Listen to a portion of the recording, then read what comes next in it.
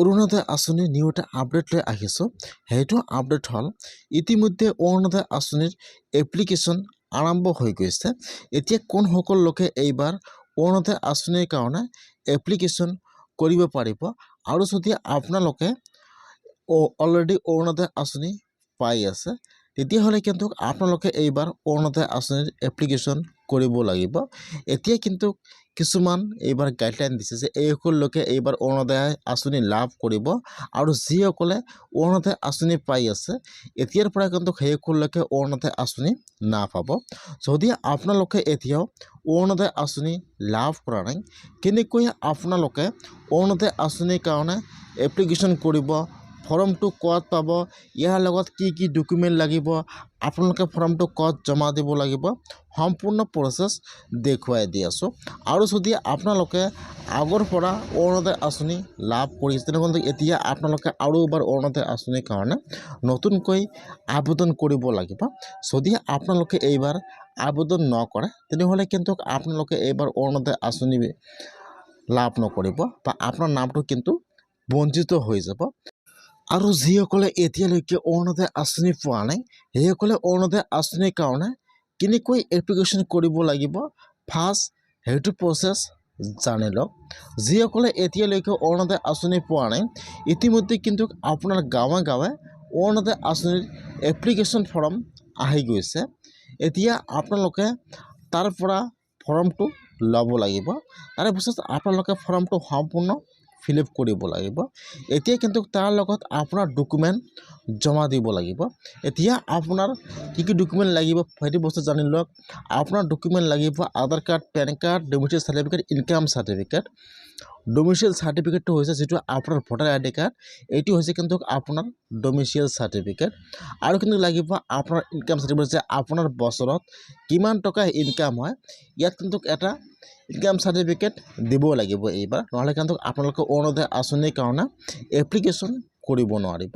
এতিয়া যদি আপোনালোকে এতিয়াও ইনকাম চাৰ্টিফিকেট বনোৱা নাই আপোনালোকে অতি সোনকালে ইনকাম চাৰ্টিফিকেটটো বনাই ৰাখক। আপোনাৰ কিন্তু ইনকাম চাৰ্টিফিকেটৰ প্ৰয়োজন হৈ যাব। লগতে লাগিব আপোনাৰ bank passbook, mobile number, passport size photo আৰু লাগিব আপোনাৰ ৰেচন কাৰ্ড। আপোনাৰ কিন্তু সেইকেইটা ডকুমেণ্টৰ প্ৰয়োজন হ'ব। যিসকলে অৰুণোদয় আঁচনি পাই আছে সেইসকলে কিন্তু সেইবিলাক ডকুমেণ্ট লাগিব। যিসকলে আগৰ পৰা অৰুণোদয় আঁচনি পাই আছে এইবাৰ কিন্তু অৰুণোদয় আঁচনিৰ পৰা বহুতো নাম বঞ্চিত হৈ যাব। ইয়াত এইবাৰ কোনসকল মানুহৰ নাম কাটি যাব ইয়াত জানি লওক। ফাৰ্ষ্ট চাব ইয়াত দিয়া আছে ঘৰত কোনো যদি চৰকাৰী চাকৰি কৰি আছে আপোনাৰ পৰিয়ালৰ কোনোবাই, তেতিয়াহে কিন্তু আপোনালোকে এইবাৰ অৰুণোদয় আঁচনিটো লাভ নকৰিব। ইয়াত চাব ইয়াত দিয়া আছে ঘৰত কোনো চৰকাৰী চাকৰিয়াল থাকিব নোৱাৰিব। তাৰমানে যদি আপোনাৰ ঘৰত কোনোবাই চৰকাৰী চাকৰি কৰিছে তেনেহ'লে আপোনালোকে এইবাৰ অৰুণোদয় আঁচনি লাভ নকৰিব। আৰু ইয়াত দি আছে ঠিকা ব্যক্তি কৰ্মচাৰী পৰিয়ালে নাপাব অৰুণোদয়ৰ সুবিধা। যদি আপোনাৰ পৰিয়ালত কোনোবাই কণ্ট্ৰেক্টাৰী কাম কৰি আছে তেতিয়াহ'লে কিন্তু আপোনালোকে এইবাৰ অৰুণোদয় আঁচনি লাভ নকৰিব। যদি আপোনালোকে অৰুণোদয় আঁচনি পাই আছে এইবাৰ কিন্তু আপোনালোকৰ অৰুণোদয় আঁচনিৰ পৰা নাম কাটি দিয়া হ'ব।